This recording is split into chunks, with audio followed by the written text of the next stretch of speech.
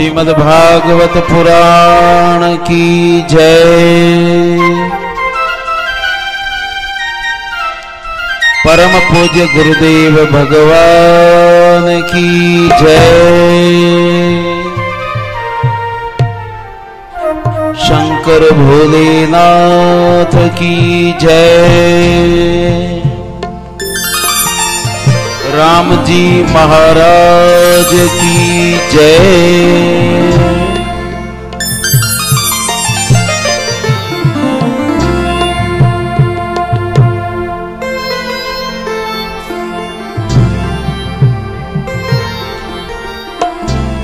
श्री राधे गोविंदा मन भजले हरि का प्यारा नाम है। श्री राधे भजले हरि का प्यारा नाम है। श्री राधे गोविंदा मन भजले हरि का मीठा नाम है।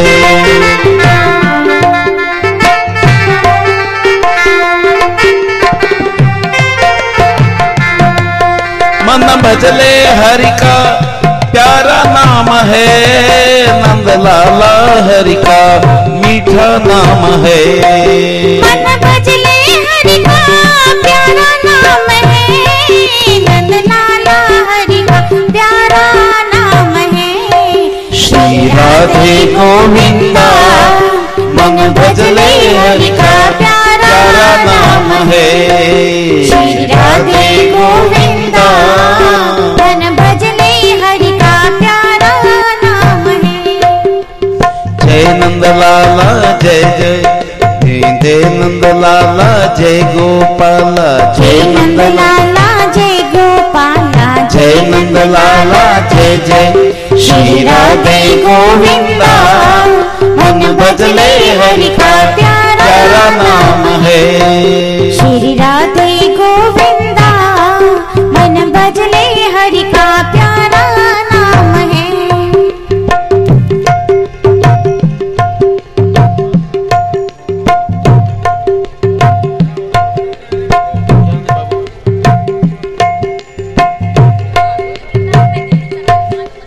वृंदावन में धेनु चरावे माधव मदन मुरारी। माधव मदन मुरारी।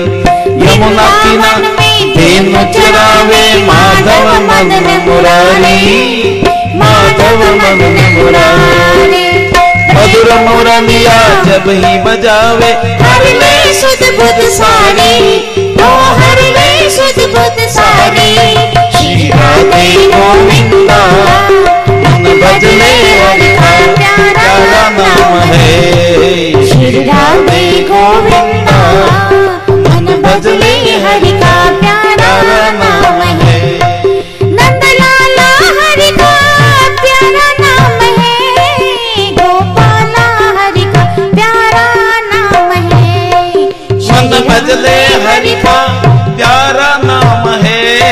नंद लाला हरि का प्यारा नाम है। श्री राधे गोविंदा मन भजले हरि का प्यारा नाम है।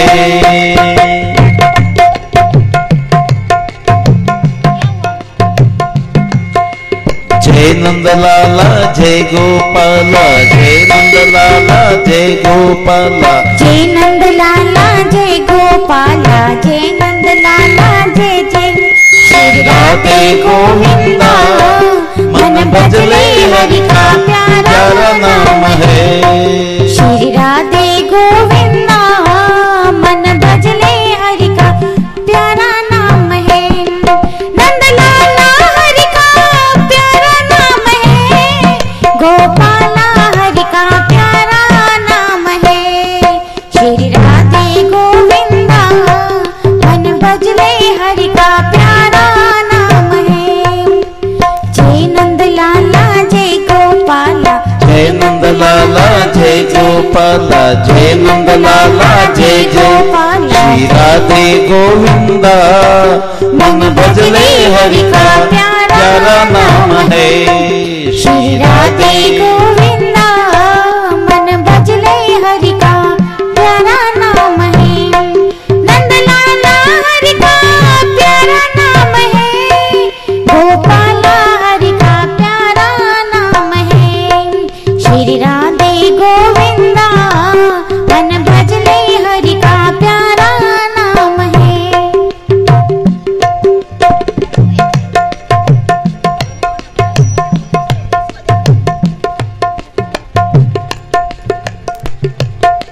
गिरधर नागर कहती मीरा सूर को श्यामल भाए, सूर को श्यामल भाए।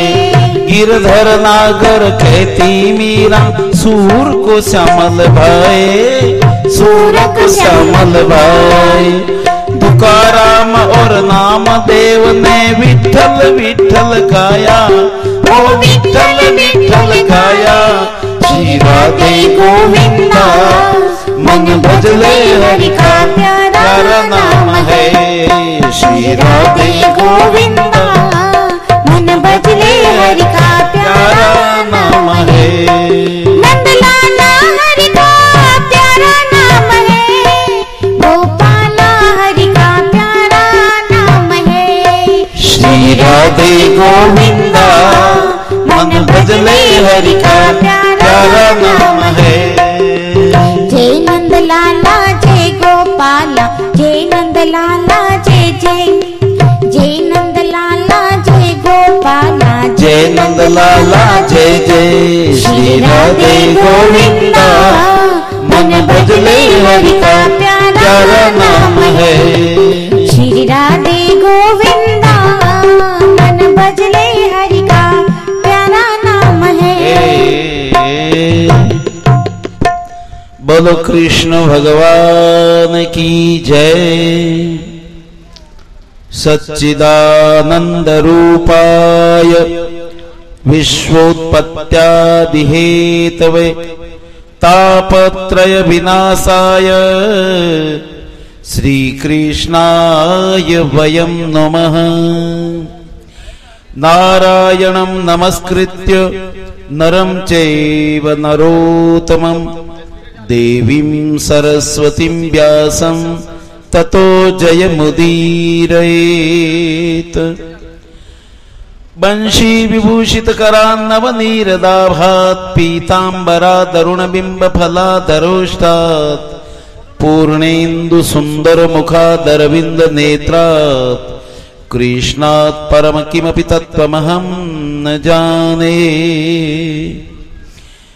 गुरुर्ब्रह्मा गुरुर्विष्णुः गुरुर्देवो महेश्वरः गुरुर्साक्षात् परं ब्रह्म तस्मै श्री गुरवे नमः।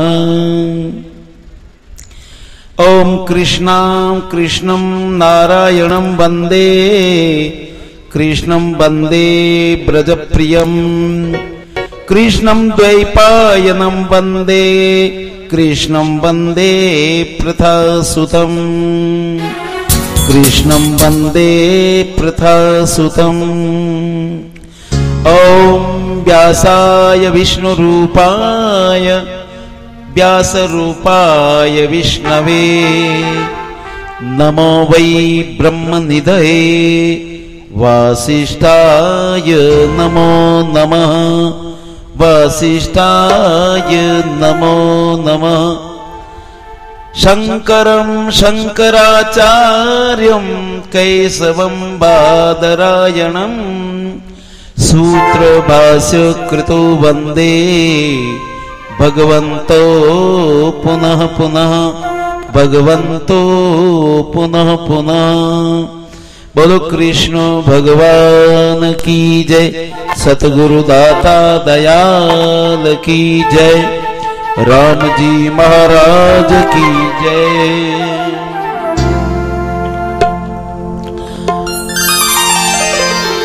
श्रीमद् भागवत कथा का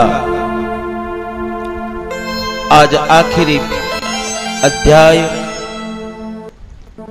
7वां दिन पूर्ण होने जा रहा है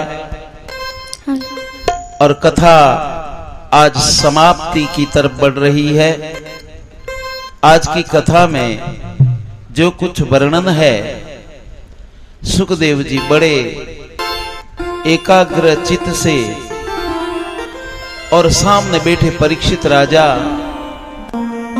6 दिन की कथा श्रवण करते करते इतने तन्मय हो गए हैं कि अपनी देह का भान भूल गए हैं, क्योंकि ये कथा सुनते सुनते परमात्मा के बोध स्वरूप में स्थिर होने लगे हैं। उनका मन विलय हो रहा है। बुद्धि, मन, बुद्धि, चित्त सब परमात्मा में लग चुके हैं। और 7वें दिन की कथा बड़ी लगन से राजा परीक्षित सुखदेव के मुखारबिंद से श्रवण करने जा रहे हैं। राजा निमि ने पूछा, सुखदेव मुनि कहते, हे राजन श्रवण करो। राजा निमि ने पूछा, योगीश्वरों, द्रुमिल जी ने कहा भगवान अनंत है, गुण भी अनंत है। भगवान ने प्रथम पंच महाभूतों से ब्रह्मांड की उत्पत्ति की, अपनी चेतना शक्ति के साथ अंतर्यामी रूप में प्रवेश किया। यह भी नारायण का प्रथम रूप है। उन्होंने ब्रह्मा, विष्णु और महेश रूप में उत्पन्न होकर सृजन, पालन और संहार किया। राजा प्रजापति की कन्या मूर्ति धर्म की स्त्री थी और उसके गर्भ से नर नारायण के रूप में अवतार ग्रहण किया और ज्ञान मार्ग का उपदेश किया। बद्रिकाश्रम में कठोर तपस्या कर उसका आचरण किया। भगवान विष्णु ने हंस, दत्तात्रेय, सनकादि, ऋषभदेव के रूप में अवतार ग्रहण किया और ज्ञान मार्ग का उपदेश दिया। भगवान ने हयग्रीव रूप धारण कर मधुकेटभ दैत्य को मारकर वेदों की रक्षा की। बाहर अवतार धारण कर, वराह अवतार धारण कर पृथ्वी का उद्धार किया।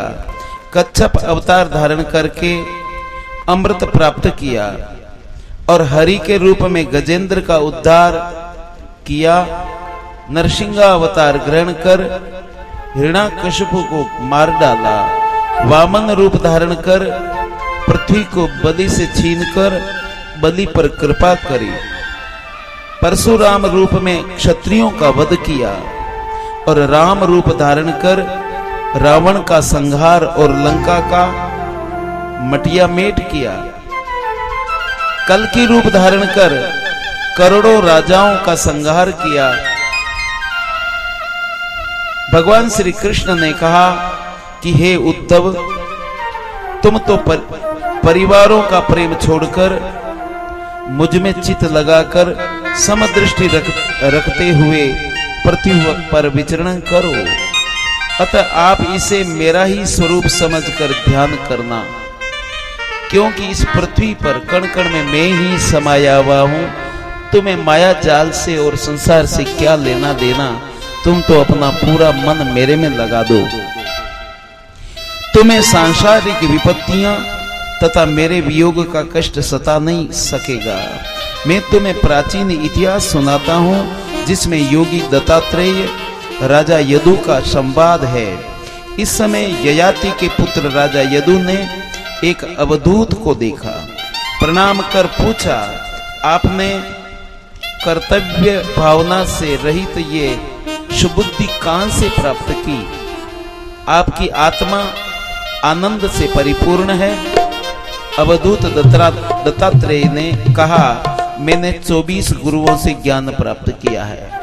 आज ये कथा भगवान दत्तात्रेय, उन्होंने 24 गुरु धारण किए और 24 गुरुओं से ज्ञान प्राप्त किया। आप सभी ध्यान से श्रवण करें। पृथ्वी, वायु, आकाश, जल, अग्नि, चंद्रमा, सूर्य, कबूतर, अजगर, समुद्र, पतंगा, भ्रमर, हाथी, मधुहर्ता, हरिण, मीन, पिंगला, कुरर पक्षी, बालक, कुमारी, सरकृत और शरप, मकड़ी, भृंगी, ये 24 गुरु दत्तात्रेय भगवान ने धारण किए। आप ध्यान से सुने। लोग एक गुरु धारण करते हैं आत्म ज्ञान पाने के लिए, मोक्ष पाने के लिए, भगवान के नाम का महत्व जान करके परमात्मा में का स्मरण करने के लिए गुरु की आवश्यकता होती है। लेकिन भगवान दत्तात्रेय ने 24 गुरुओं से शिक्षा ली है। ये बड़ी एक विचित्र कथा है। भगवान दत्तात्रेय जी पृथ्वी, इससे सहनशीलता, परोपकारिता, 2 बातें सीखी है। दत्तात्रेय भगवान कहते हैं ये जो धरती है ना, पृथ्वी, ये मेरी गुरु है। आप लोग भी ध्यान रखना, आप गुरु जी मानते हो। मेरे कोई लोग कहते मेरे गुरु जी तो मर गए महाराज, क्या कहा था, क्या ज्ञान दिया था, हमें तो कोई ज्ञान नहीं। इस प्रकार की भूल करते आप और गुरु से संबंध नहीं जोड़ पाए। गुरु का आपसे कोई, आपका गुरु से कोई मतलब नहीं रहा, क्योंकि अज्ञान में ही आप रहे। गुरु एक ऐसा संबंध है, संसार के जितने भी संबंध है, पिता पुत्र का, गनाइतों का आपस का, माँ बेटे का, कितने ही दुनिया के लोग भाई भाई का आदि संबंध, उन सारे संबंधों में एक गुरु का संबंध ऐसा संबंध है कि वो परमात्मा से मिलाने वाला, कल्याण करने वाला गुरु का संबंध है। गुरु से प्रीति करोगे तो परमात्मा से प्रीति होने लगेगी। गुरु को कुछ नहीं समझोगे तो परम तत्व परमात्मा आपको समझ में नहीं आएगा, उनकी भक्ति प्राप्त नहीं होगी। इसलिए गुरु का बहुत बड़ा महत्व है। और इधर गुरु सभी जगह विद्यमान है, गुरु परमात्मा है। इसलिए गुरु परमात्मा स्वरूप होने के कारण, परमात्मा जब सर्वत्र व्यापक है तो गुरु की सत्ता भी सब जगह मौजूद है। तो ये दत्तात्रेय भगवान कहते हैं ये जो धरती है ना, ये भी मेरी गुरु है। इसको रोज सवेरे उठ करके आप प्रणाम करो, क्योंकि धरती माता है। धरती सब कुछ सहन करती है और माँ भी सब कुछ सहन करती है। भाई, माँ जैसी कोई नहीं है, तो धरती को माता कहा है। धरती माता पर हम खड्डा करते हैं, खोद खाद धरती सहे और काट कूट बनराय, कटु बचन साधु सहे औरों से सया न जाय। खोद खाद धरती सहन कर लेती है, कितना भी खड्डा करो, कभी नहीं कहती कि मेरे में ये क्यों खड्डा करते हो। कोई कहीं गंदगी करे तो भी धरती सहन कर लेती है।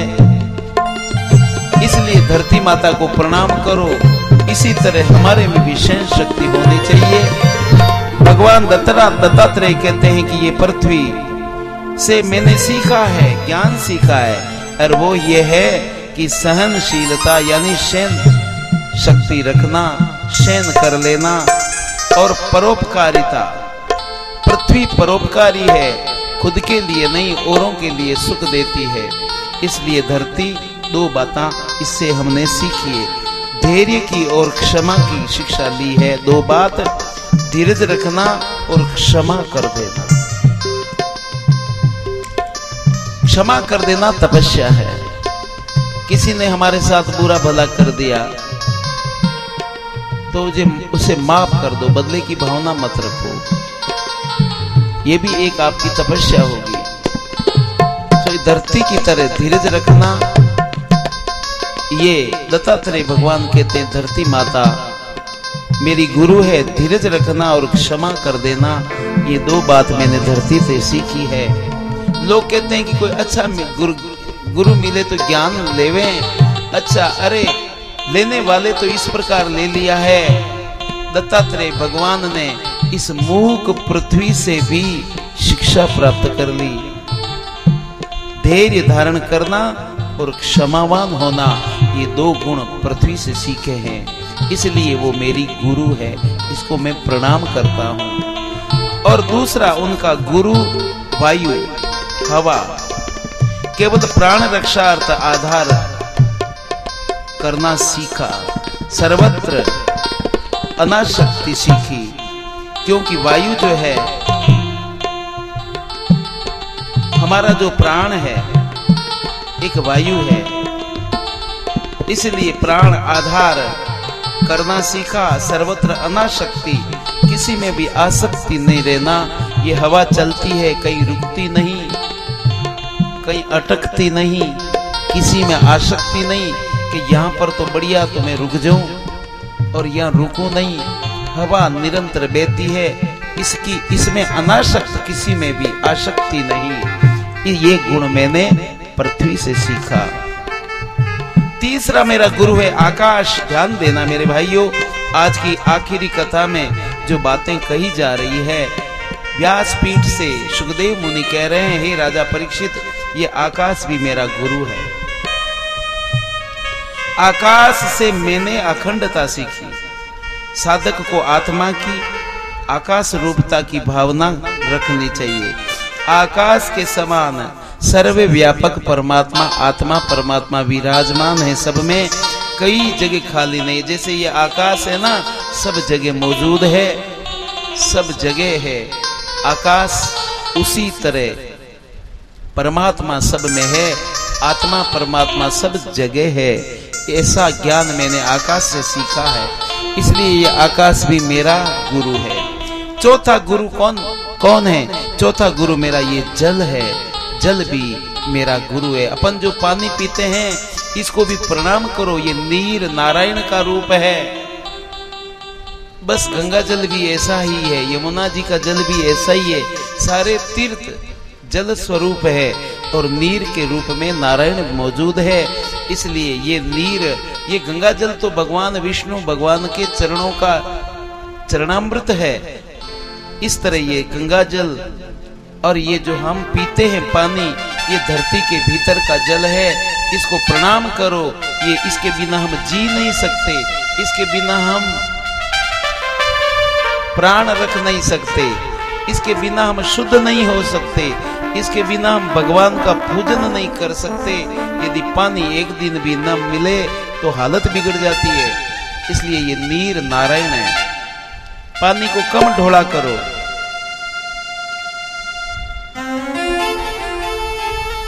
भाई मारवाड़ में पानी की स्थिति, पानी जो है कम होने के कारण पानी का सदुपयोग किया जाए। भाई मैं तो एक बाल्टी से स्नान भी कर लेता हूं और मेरे कपड़े भी धो लेता हूं। कुछ लोग ऐसे हैं बिना ही कारण 3-4 बाल्टी ढोल देते हैं। इसलिए पानी बेकार मत गमाओ, पानी का सदुपयोग। और पानी जिधर जा रहा है वहां पर कोई वृक्ष लगा दो ताकि उसकी जड़ों में जाएगा, वृक्ष भी पनपेगा, हरियाली देगा। वृक्ष में पानी डालो। वृक्ष देवता है, वृक्ष प्रत्यक्ष परमात्मा का स्वरूप है। संत कहते हैं कि ये संत ही है वृक्ष। तरवर सरवर संत जन, चौथा बरसे में, परमार्थ के कारण इन चारों धारी दे। तो तरवर यानी वृक्ष, इसको प्रणाम करना चाहिए। यदि ये वृक्ष न हो तो हम लोगों का जीना मुश्किल हो जाए, क्योंकि वृक्ष हमें ऑक्सीजन देता है, जीने का सामर्थ्य देता है। वृक्ष हमें छाया देता है, वृक्ष हमें लकड़ी देता है, वृक्ष हमें पत्ते और फल देता है, वृक्ष हमें आश्रय देता है।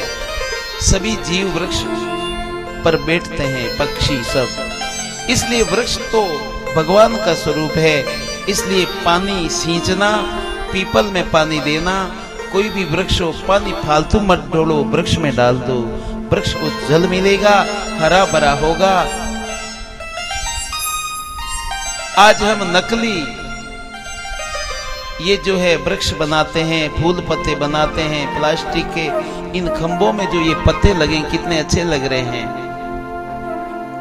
ये हरियाली है, ये ईश्वर रूप है, ये प्रकृति है भगवान की। इसलिए इसको नमस्कार करो। तुलसी को नमस्कार करो, पूजा करने का विधान है। पीपल की पूजा करने का विधान है, इसलिए पीपल की पूजा करो। घर में तुलसी का पौधा जरूर रखो। जिनके घर में तुलसी का पौधा नहीं है वो शमशान जैसा है। आप घर में तुलसी का पौधा नहीं रखोगे तो तुम्हारे बच्चे शराबी बनेंगे कल। नशेड़ी, क्योंकि तुलसी का अपना प्रभाव है, उसके अणु परमाणु बड़े पवित्र होते हैं। तुलसी में रोज जल डालो। लोग कहते हैं कि माँ हमसे तो सेवा नहीं होती, क्या मांगती है तुलसी? तुलसी तो पवित्र है। मारे तो घर में तुलसी रो थाणो, कबही न दीप जलायो। तो दीपक जलाना बहुत पुण्य होता है, उनमें जल सींचना बहुत पुण्य की बात है। इसलिए हर माता को चाहिए अपने आंगन में, आंगन के बीच में नहीं तो किसी कोने में तुलसी का पौधा जरूर लगाओ। जो लोग कुकर्मी है, जो लोग गलत खाने पीने की इच्छा रखते हैं, नहीं जी हमको तो निभता नहीं, हम तो खाने पीने वाले, खाने पीने वाले, क्या करोगे? खा पी करके क्या अमर हो जाओगे तुम? खा पी करके क्या तुम अजर अमर बन जाओगे? भगवान को पालोगे क्या? अरे सोचो, मनुष्य जीवन बहुत मूल्यवान है, कोई भगवान ने कृपा करके दे दिया है। अपना खान पान बिगाड़ो मत, जिनका खान पान बिगड़ा उसका जीवन बिगड़ा, ध्यान देना। इसलिए सावधान होकर के ये कृपा करो, अपने पर कृपा करो। दत्तात्रेय भगवान ने 24 गुरु धारण किए, उनमें अपनी आत्मा, अपने आप को भी गुरु माना। इसलिए क्योंकि हम स्वयं विचलित, लोग कहते हैं कि कोई मुझे छुड़ा दे वे बीड़ी, कोई मुझे शराब छुड़ा दे। अरे तो पकड़ा तो तूने और कोई दूसरा छुड़ाए, संभव नहीं। एक महात्मा जी के पास कोई गया, बाप जी क्या करूं, मेरे से छूटता नहीं है, नशा नहीं छूटता, मैं क्या करूं, आप छुड़ा दो ना। महात्मा जी ने कहा भैया नशा तुझको नहीं पकड़ा है, तूने नशे को पकड़ा है।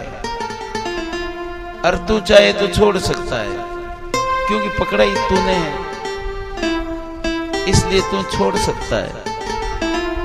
समझ में नहीं आई उस भगत के बात समझ में नहीं आई।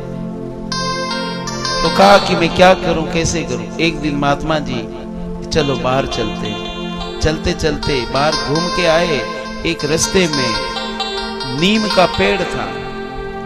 महात्मा जी पास जाकर के उस नीम के पेड़ को बात भर ली और जोर से पकड़ लिया। पकड़ करके कहने लगे अरे मुझे छुड़ाओ, मुझे छुड़ाओ रे भैया, इस नीम ने मुझे पकड़ लिया, छुड़ाओ, इस पेड़ ने मुझे पकड़ लिया। भगत हंसने लगा, बाबा जी क्यों नाटक करते हो, पकड़ा तो आपने, और कहते नीम ने पकड़ लिया, मुझे छुड़ाओ। नीम ने थोड़ी पकड़ा, आप खुद ने पकड़ा है, आप ही छोड़ दो उसे। महात्मा जी ने कहा बस यही तो मैं कह रहा था भाई, तूने अब नशों को पकड़ा है। नशा जैसे नीम को मैंने पकड़ा है, मेरे को नीम ने नहीं पकड़ा और मैं ही उसे छोड़ सकता हूं। ये समझ में आई थी ना कि बिल्कुल ये तो साफ बात है। उसी तरह नशा तूने पकड़ा है, नशे ने तुमको नहीं पकड़ा, ये याद रखो। बीड़ी को तुमने पकड़ा है, बीड़ी ने तुमको नहीं पकड़ा भाई। तुम चाहो तो छोड़ सकते हो। ये यदि हम मतलब हम तब मानते कि बीड़ी पड़ी है वो और आप तो दूर है और वो पीछे भाग करके आकर के आपके मुंह में घुसती है, तब मानते हैं बेचारा ये क्या करे, ये बीड़ी खुद आकर के मुंह में घुसती है। ऐसा तो नहीं है। जर्दा आपके अपने आप मुंह में आके थोड़ी घुसता है, आप ही उसे डालते हो, आप ही बाजार से लेते हो, पुड़िया खरीदते हो, फिर मुंह में डालते हो इस जहर को, और ये जहर आपके जीवन में नुकसान ही नुकसान करता है, आपको बर्बाद करता है, आपको अपवित्र करता है, आपको भगवान की भक्ति से गिराता है, आपको मिनक पने से गिरा देता है, आपको कुरूप बना देता है। जो लोग बीड़ी सिगरेट के ज्यादा आदी है ना, उनकी शकल देखना धीरे धीरे खराब होती है, झुर्रियां पड़ती है, चेहरा काला, आंखें पीली, और क्या बताएं होठ छकड़े के टायर की तरह हो जाते हैं भाई। कोई कितना ही सुंदर बालक है, उसका फोटो ले लो आप, और उसके बाद में उसको बीड़ी सिगरेट सिखा दो, और कम से कम 15 दिन और 1 महीने के बाद फिर और एक फोटो खींचो, उन दोनों फोटो में बहुत फर्क आएगा, आप ध्यान कर लेना। उसके आंखें पीली होने लगेगी, होठ काले होने लगेंगे और उसके चेहरे में बदलाव आने लगेगा। तो इसलिए कुरूपता देता है हमें नशा, इसलिए पीने वाले भाइयों को भक्ति करनी है और जीवन को धन्य बनाना है, जीवन को पवित्र सुंदर बनाना है, परमात्मा का इसको मंदिर समझ करके और इसका आदर करना है। तो इन चीजों का त्याग करना पड़ेगा मेरा भाई, त्याग करना पड़ेगा। इसलिए संत कहते हैं तुमने पकड़ा है तुम ही छोड़ सकते हो। और इसी प्रकार मैं कह रहा था जल की, ये जो जल है वो मेरा गुरु है। भगवान दत्तात्रेय कहते हैं कि नीर में नारायण है, इसलिए नीर को जब पियो तब ऐसा समझो कि मैं भगवान नारायण मेरे बहुत निकट है, और ये भगवान का बनाया हुआ, ये नीर के रूप में भगवान ही तो है, पानी बन के आए हैं। गंगा के रूप में भगवान ही तो है, वो निराकार बन के आया, निराकार भगवान हरिद्वार में निराकार बन गया, नीर की आकृति वाला बन गया है। तो ये जल जो है वो परमात्मा स्वरूप है, इसलिए जल मेरा गुरु है, इसका दुरुपयोग नहीं करना चाहिए।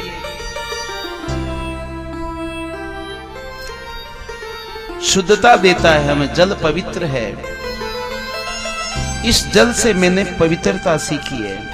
साधक को भी स्वभाव से ही शुद्ध, स्निग्ध, मधुर भाषी और लोक पावन होना चाहिए। जैसे जल निर्मल है, एक साधक को भी ऐसा होना चाहिए। ध्यान देना मेरे भाई। तो भगवान दत्तात्रेय कहते हैं कि इस प्रकार ये जल मेरा गुरु है। 5वां गुरु, क्योंकि 24 गुरु किए, अब 5वां गुरु कौन बनाया, किसको बनाया? तो कहते हैं कि ये अग्नि है ना, अग्नि, ये भी मेरा गुरु है। आपने कभी सोचा है ये सब शक्तियां हैं परमात्मा की? आप कहते हैं भगवान कठे मिले क्या न मिले, अरे तो मिला हुआ है, उसे पहचानो तो सही। भगवान जल के रूप में है, भगवान वायु के रूप में है, भगवान अग्नि के रूप में है, भगवान आकाश के रूप में, सब रूपों में परमात्मा है। तुम देखना सीख लो, बस देखना सीख लो। बोलो कृष्ण भगवान की जय। अग्नि, अग्नि से सर्वभक्षी और सभी के गुण दोष का ग्रहण न करना सीखा है। अग्नि किसी के दोष को और गुण को नहीं ग्रहण करती। अग्नि कहीं प्रकट अप्रकट रहती है, वैसे ही साधक भी कहीं गुप्त और कहीं प्रकट हो जाए।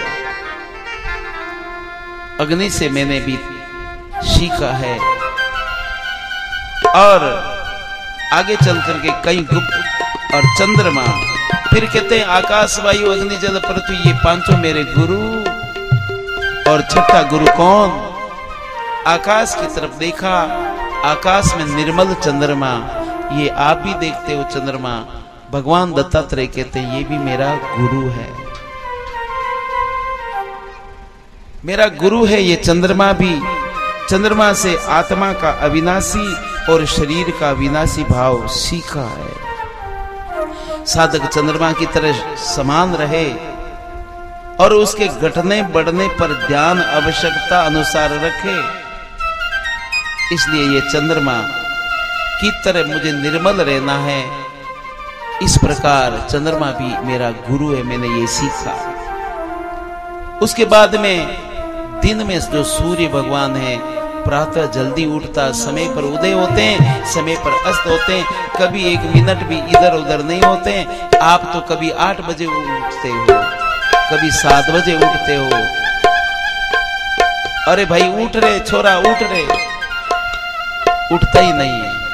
सवेरे देर तक सोता है तो आयुष्य खोता है, वो अपनी ऊर्जा, अपनी शक्तियों को क्षीण करता है। जल्दी उठो, आपको शक्ति मिलेगी, आपको तेज ओज मिलेगा, आपको भगवान की दिव्य शक्तियां प्राप्त होगी। जल्दी उठ करके मौन रहो, शांत रहो, उगते हुए सूर्य का ध्यान करो। करने से बहुत लाभ होता है भाई। सूर्य का ध्यान करो उगते। माताएं गर्भवती है, माताएं जो है उगते सूर्य को जल चढ़ाए, सूर्य का ध्यान करे, गायत्री मंत्र जप करे। सूर्याय नमः, ओम अर्काय नमः, भानवे नमः, आदित्याय नमः कह करके सूर्य को अर्घ्य चढ़ाने से उसके गर्भ में पलने वाला बालक सुंदर होगा, बुद्धिमान होगा, बड़ी बड़ी आंख वाला होगा, कुल में प्रकाश करने वाला जन्मेगा। सूर्य को नमस्कार करने से ध्यान रखना बहनों। जो बहनें गर्भवती गर्भावस्था में निंदा करे, चुगली करे, जो बहनें झूठ बोलती है, सास ससुर का आदर नहीं करती, संयम नहीं रखती, तो उनके जो पुत्र जन्मेगा ना वो आपको सुख नहीं दे पाएगा, सुखी नहीं कर सकता। ये आप सोच लेना।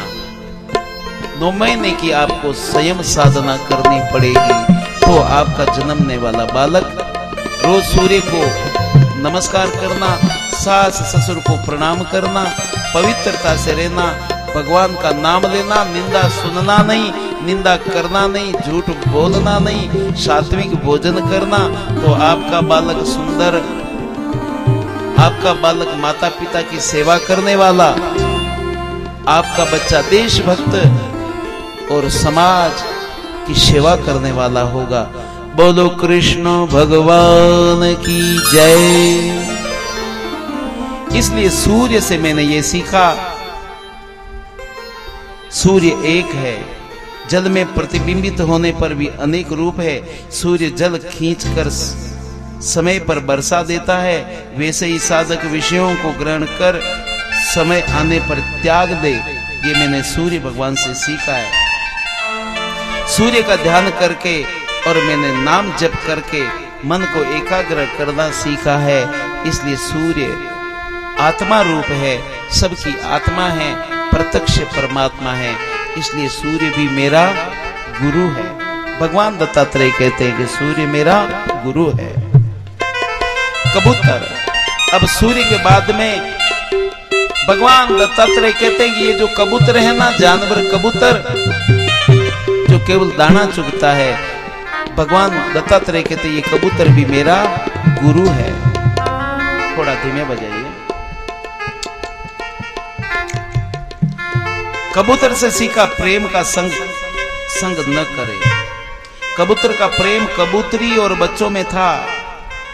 बहेलिया ने बच्चों को जाल में पकड़ लिया। कबूतर और कबूतरी ने प्रेमवश बच्चों के लिए प्राण दे दिए। तो कबूतर से मैंने शिक्षा ले ली है, इसलिए कबूतर भी मेरा गुरु है। दूसरी बात, कबूतर एकाहारी है। एकाहारी एक ही चीज को खाता है, 17 चीज नहीं खाता भाई कबूतर। चाहे आप रोटी डाल दो नहीं खाएगा, उबाल करके धान चने दे दो नहीं खाएगा, सब्जी नहीं खाएगा, उसको नुकती बूंदिया डाल दो नहीं खाएगा। कबूतर तो केवल सूखे दाने खाएगा। तो एकाहारेण संतुष्ट, इसलिए बड़ा पवित्र और भोला पक्षी है, केवल दाने ही चुगता और कुछ नहीं खाता।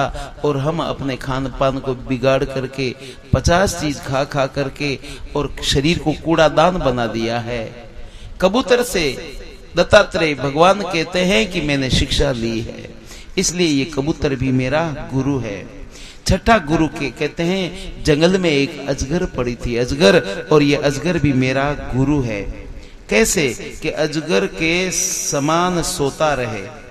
साधक निद्रा रहित होने पर भी सोचा हुआ सोता रहे, और कर्मेंद्रियों के होने पर भी उनसे कोई चेष्टा न करे और कर्ता भोक्ता न बने।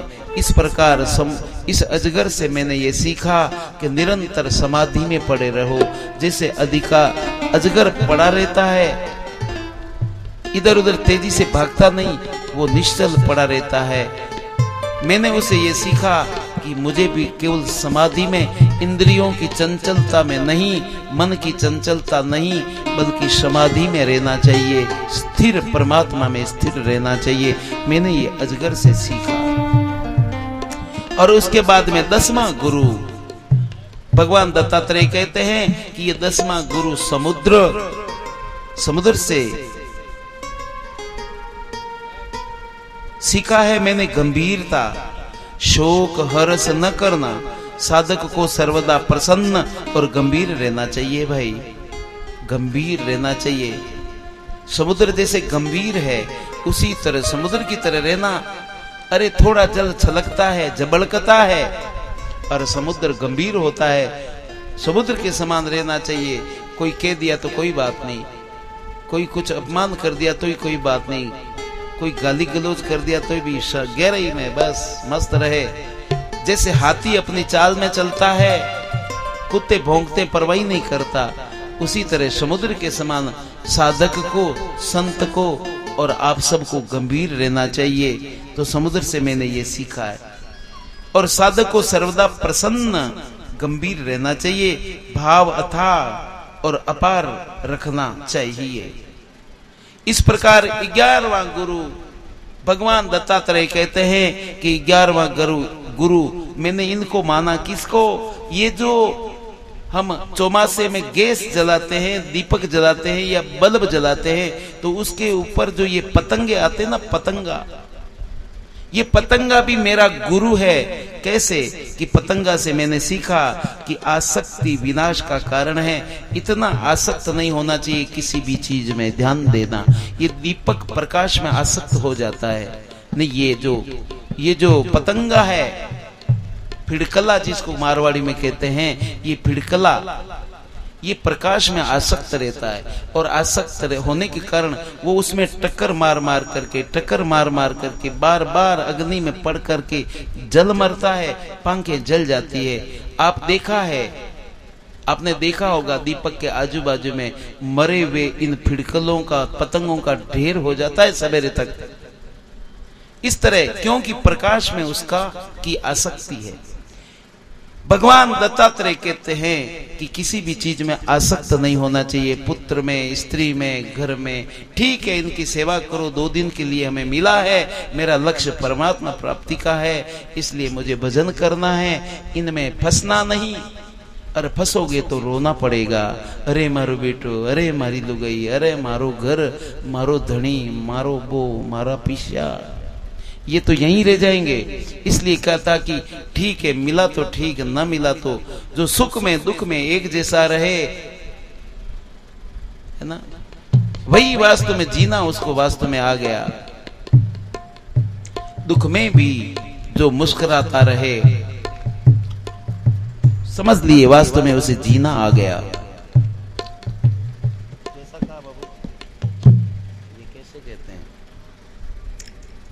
तो पतंगा रूप पर मोहित हो और आग में कूद पड़ता है।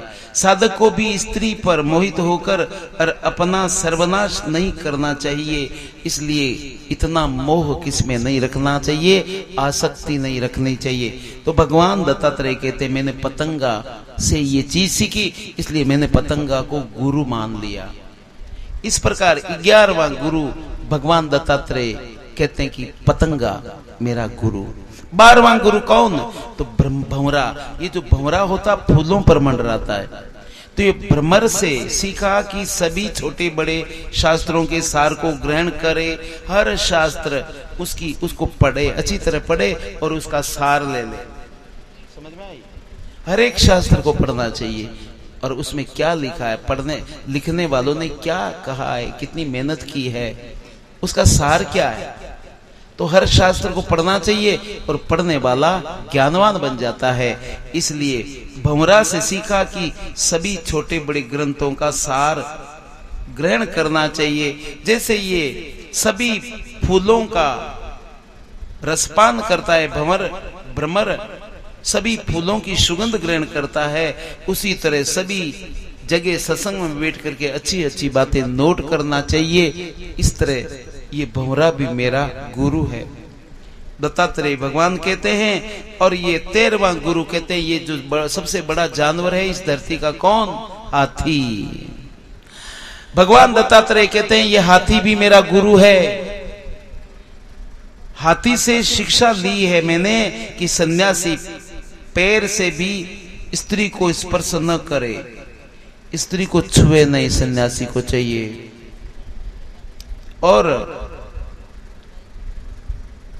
क्योंकि हथनी के स्पर्श से हाथी बंधन में फंस जाता है और उसकी मौत हो जाती है, इसलिए हाथी से मैंने ये शिक्षा ली। हाथी भी मेरा गुरु है। हाथी हथनी में आसक्ति, ये हाथी को पकड़ने वाले लोग क्या करते हैं आपको पता है? हाथी को वैसे तो पकड़ नहीं सकते क्योंकि वो बड़ा बलवान होता है। हाथी पकड़ने वाले लोग क्या करते हैं, हाथी के जहां झुंड के झुंड रहते हैं, उस वन में जंगल में जहां हाथी ज्यादा रहते हैं, वहां जाकर के भी इस रास्ते से रोज हाथी निकलते हैं। तो वो क्या करते हैं, हाथी पकड़ने वाले एक जमीन में बहुत बड़ा खड्डा खोदते हैं कि हाथी जिसमें मा जाए, इतना बड़ा खड्डा खोदते हैं जमीन में, खोद करके और उस पर कमजोर लकड़ियां दे करके ऊपर मिट्टी डाल करके ऐसा उसे बंद कर देते हैं कि ऐसा लगता है कि ये तो जमीन है, लगता नहीं कि कोई खड्डा है। ऊपर से थोड़ी थोड़ी मिट्टी डालकर जमीन को बराबर ऊपर से कर देते हैं, नीचे बड़ा भारी खड्डा, और उस खड्डे के ऊपर एक कागज की नकली हथनी बना के खड़ी कर देते हैं। और उस हथनी को दूर से हाथी देखता है और देख करके उस हथनी से स्पर्श करने के लिए जाता है, क्योंकि हाथी हथनी से बहुत प्यार करता है, उसमें आसक्ति रहती है। हथनी के पास स्पर्श करने के लिए हाथी जाता है, उसे ये पता नहीं कि नीचे खड्डा है। वैसे हाथी बहुत चतुर होता है, चलता है ना तो वो जानता है कि कहीं धरती कमजोर है तो वहां हाथी पैर नहीं रखता। उसे पता है कि मेरा वजन ज्यादा है और ये कहीं धस जाएगा, इसलिए वो कमजोर जगह पर पैर नहीं देता। हाथी बड़ा समझदार होता है, जहां पक्की मजबूत जगह रहता है हाथी वहां से निकलता है। तो वो हथनी में उसकी दृष्टि रहती है, इसलिए हाथी को पता नहीं, नीचे भूल जाता है कि धरती कमजोर है। हाथी आगे बढ़ता है, आगे हथनी खड़ी है, उसके पास जा रहा है, और जो ही वो हथनी के पास गया और हथनी को स्पर्श किया, धड़ाम धूम खड्डे में गिर गया। और गिरने से जब वो तड़पता है, कोशिश करता, बाहर नहीं निकल सकता, उल्टा गिर गया। तो ये हाथी दांत जो बड़े कीमती होते हैं, उनके दांत ये जो लोग हैं तोड़ लेते हैं, दांत उखाड़ लेते हैं, और हाथी वो बड़ा दुख पाता है, हाथी को पकड़ लेते हैं, कैद कर लेते हैं, तो हाथी को बहुत कष्ट होता है। इस तरह हाथी मर जाता है। तो इस तरह कारण क्या हुआ हाथी मरने का, कि आसक्ति, हथनी में आसक्ति, तभी ये खड्डे में गिर गया। भगवान दत्तात्रेय कहते हैं कि ये हाथी मेरा गुरु है। कभी भी संसार की किसी भी चीज में आसक्ति नहीं करनी चाहिए। भगवान कहते हैं ये मैंने हाथी से शिक्षा ली है। और इस प्रकार 14वां गुरु मधुहरता से शिक्षा ली। पापियों का धन दूसरे ही हरण का मौज उड़ाता है, इसलिए मधुमक्खी शहद इकट्ठा करती है, परंतु शहद के सहित अपने प्राण भी खो देती है। तो ये मधुमक्खी होती है ना, शहद की मक्खी,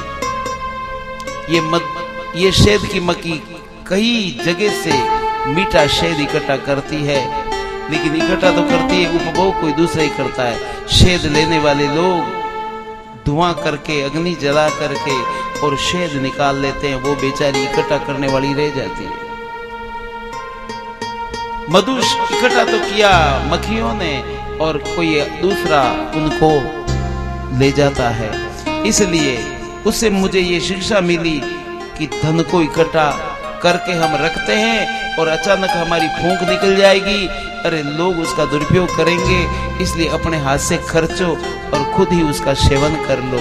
नहीं तो यदि हमने इकट्ठा किया तो लोग उनका बाद में दुरुपयोग करेंगे, छोरा छोरी उसकी बर्बादी करेंगे। इसलिए अपने हाथ से करना है, करो। इसलिए मधुमक्खी से मैंने ये शिक्षा ली है, वो मेरी गुरु है। इस प्रकार 14वां गुरु मधुमक्खी को भगवान ने माना है। और दत्तात्रेय भगवान कहते हैं ये जो जंगल में फिरने वाला हरिण है ना, ये हरिण भी मेरा गुरु है। हरिण से शिक्षा ली कि भगवान के कीर्तन तथा गानों के अलावा स्त्री के गंदे गीत न सुने, वरना साधक बंधन में पड़ जाता है। एक संत को, एक साधक को फिल्मी गाने या गंदा संगीत नहीं सुनना चाहिए,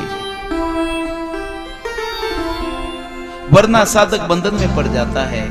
जैसे एक हिरण पकड़ने वाले लोग बहेलिया संगीत बजाता है, एक बहेलिया सारंगी बजाता है और सारंगी के धुन को हिरण सुन सुन के मस्त हो जाता है, अपने शरीर की शुद्ध बुद्ध भूल जाता है और वो हरिण पकड़ने वाला चुपके से उसे आकर के फंदे में डाल देता, पकड़ लेता है।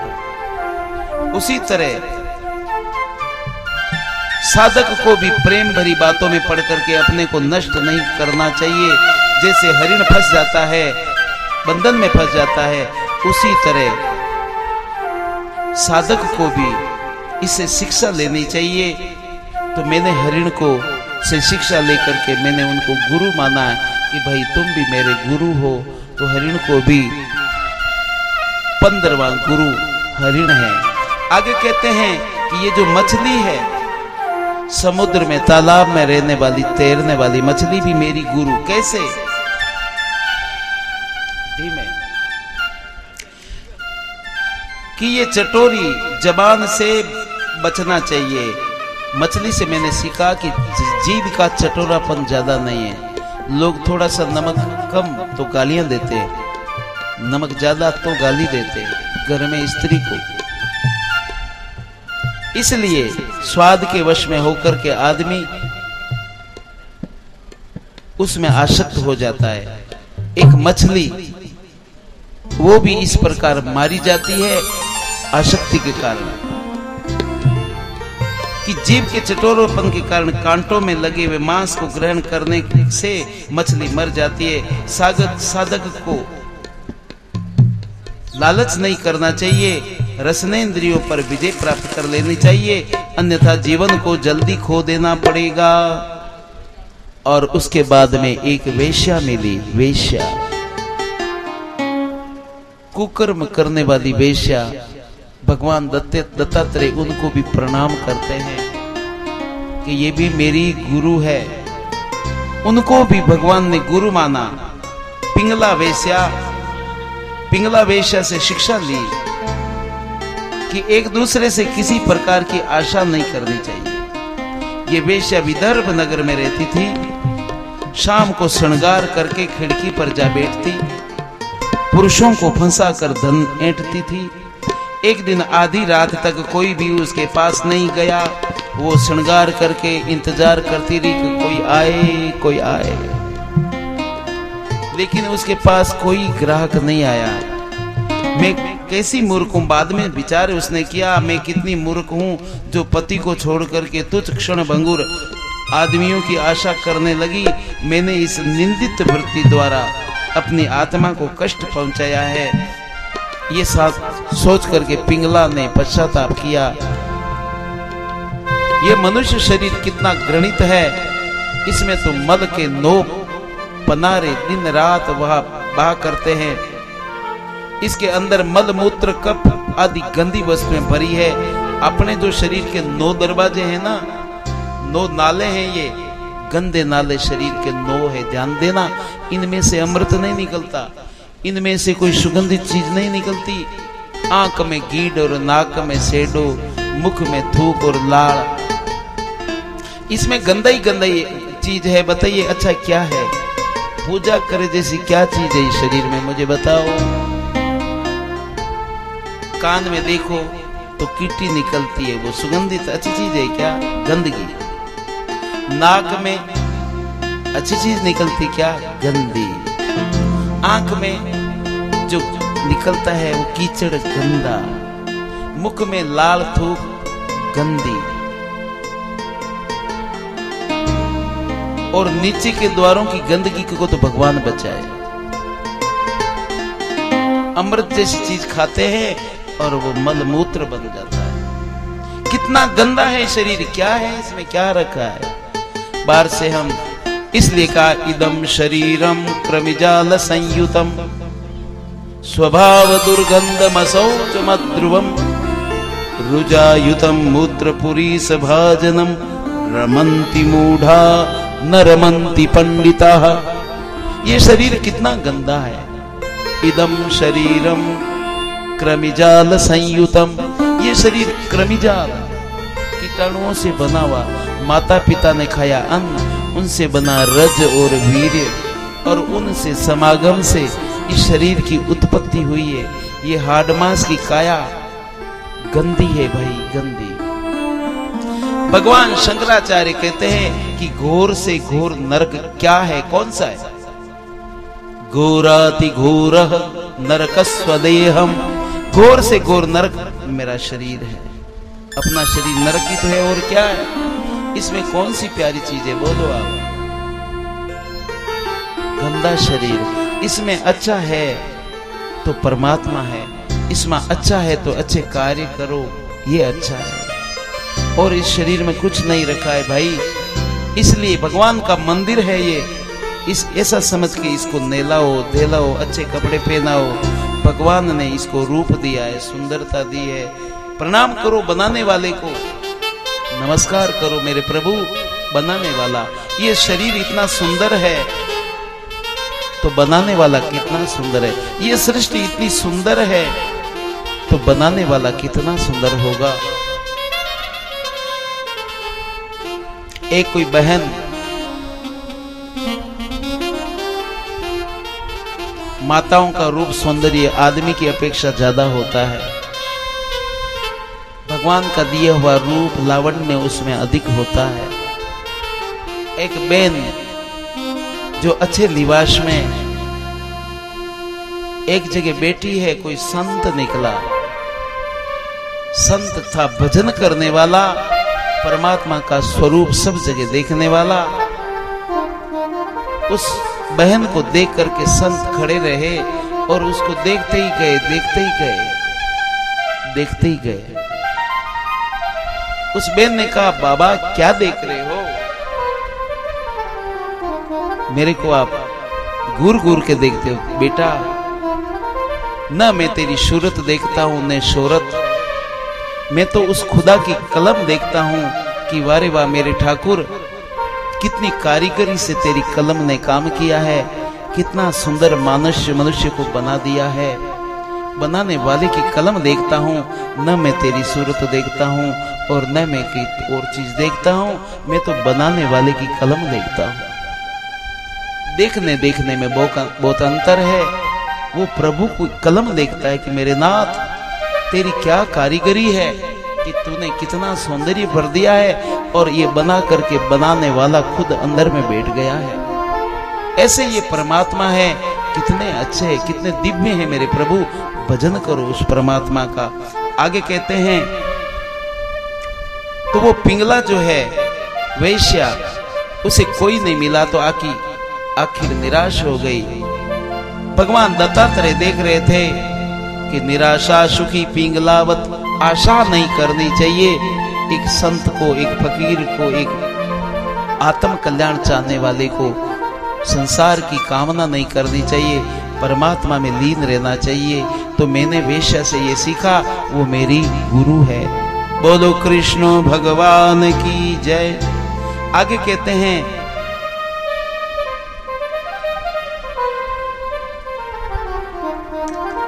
18वां गुरु एक कुरर पक्षी ने से मैंने शिक्षा ली है।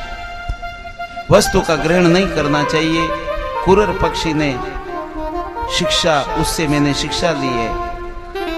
और आगे चल करके एक बालक था, बालक छोटा सा। दत्तात्रेय भगवान ने बालक को भी गुरु माना। कैसे? कि बालक से शिक्षा ली कि मान अपमान चिंता का त्याग करना चाहिए। इस जगत में दो ही प्रकार के साधक परमानंद में मग्न रहते हैं, एक तो भोला भाला बालक और दूसरा गुणातीत हो जाना। जैसे छोटा बालक है ना, वो हर सुख नहीं करता, इसलिए खुश रहता है, रो भी देता हंस भी देता है, तो मन में नहीं रहता, गांठ नहीं रखता। बालक की तरह संत को रहना चाहिए। निर्मल रहना चाहिए, दोष रहित रहना चाहिए। बालक के अंदर कोई विकार नहीं, बचा हुआ होता है, इसलिए वो बच्चा है। इसलिए ये बालक भी मेरा गुरु है, इतना प्यारा है। लोग इसलिए बच्चे से प्यार करते हैं क्योंकि वो बच्चा सब दुर्गुणों से बचा हुआ है। बालक इसलिए प्यारा, न वो बीड़ी पीता, न सिगरेट पीता, न जर्दा खाता, न गुटखा खाता, न झूठ साच, न कूड़ कपट। इसलिए बच्चा प्यारा होता है, ईश्वर का रूप होता है। तो मैंने बालक से ये सीखा, तो बालक को भी मैंने गुरु माना है। एक संत को बालक की तरह स्वभाव रखना चाहिए। एक कन्या को भी उन्होंने गुरु माना कि एक कुमारी से शिक्षा ली कि संसार में अकेले ही विचरण करना चाहिए। कुमारी धान कूट रही थी, घर में मेहमान आए। मेहमान आया तो मेहमान तो बैठे खाट पर और घर में धान नहीं था, तो उसने क्या किया, उखल में जल्दी जल्दी धान कूटा और कूट करके धान निकाली। तो उसके हाथों में जब कूट रही तो हाथों में चूड़ियां थी, तो चूड़ियां खण खण बजने लगी। विचार किया कि चूड़ियों की आवाज वो मेहमान सुनेंगे कि इसके घर में धान नहीं, तो शायद हमको देख करके अब धान कूट के तब पीस के तब रोटी बनाएगी। तो उसने क्या किया, एक एक करके चूड़ियां उतार दी और एक एक चूड़ी रखी ताकि उसकी खनखनाहट न बजे, उसकी आवाज न बाहर जाए। चूड़ियां आवाज कर रही थी। तो बहुत से लोग एक साथ रहते हैं तो कलह होती है। जब हाथ में एक चूड़ी रही तो अब नहीं बजती। उसी तरह दत्तात्रेय भगवान कहते हैं कि लगभग अकेला रहना चाहिए आदमी को।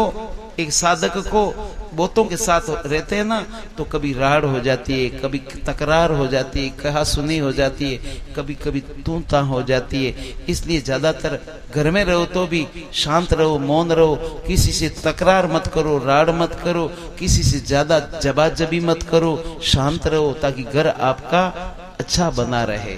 ज्यादा बोलने से भी अवगुण है, ज्यादा बोलने में कम बोलो। बोलो तो मीठा बोलो, बोलो तो सच्चे और पवित्र भाव से बोलो ताकि उसका कोई रिएक्शन उल्टा ना हो, कोई बुरा ना माने। तो दत्तात्रेय भगवान कहते हैं कि मैंने इस तरह मैंने शिक्षा ली।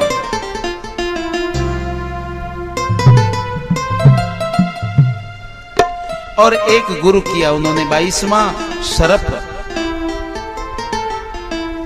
सरप से शिक्षा ली कि रहने के लिए घर का निर्माण न करो, मुनि अकेला ही विचरे, क्योंकि सांप घर नहीं बनाता, चूहों के घरों में किसी के घर में घुसता है। संत को भी ज्यादा घर बनाने की जरूरत नहीं है, आज यहाँ कल वहां परसों वहां, इस प्रकार उनको अकेला रहना चाहिए। ये भी सर्प भी मेरा गुरु है। मकड़ी से शिक्षा ली कि सृष्टि पालन और संहार में ईश्वर कैसे भी सर्वत्र है। मकड़ी स्वयं जाल बनाती है और स्वयं ही नष्ट होती है। मकड़ी से मैंने शिक्षा ली कि दुनिया एक जाल है, उसमें फंसना नहीं चाहिए। बोलो राम जी महाराज की जय। 24वां गुरु भृंगी से शिक्षा ली कि किसी कीट को पकड़कर निरोध स्थान में बंद कर देता है और ऊपर ध्यान करता हुआ उसी शरीर से उसका सारूप्य प्राप्त कर लेता है। गुंजार करते करते उसके पंख आ जाते हैं। कपोत से शिक्षा दी ग्रह शक्ति का त्याग करना, आसक्ति का त्याग करना, और मीन से रसा शक्ति का त्याग करना, हिरण से ग्राम्य गीत का त्याग करना, और कुमारी कंकण से सजातीय योगी का त्याग सीखा, और गज से स्पर्श शक्ति का त्याग सीखा, सर्प से ग्रह निर्माण शक्ति का त्याग सीखा, पतंग से रूपा शक्ति का त्याग सीखा, कुरर से प्रिय वस्तु का त्याग सीखा। इस प्रकार 24 गुरु किए हैं भगवान दत्तात्रेय ने। बोलो कृष्ण भगवान की जय। आइए थोड़ा कीर्तन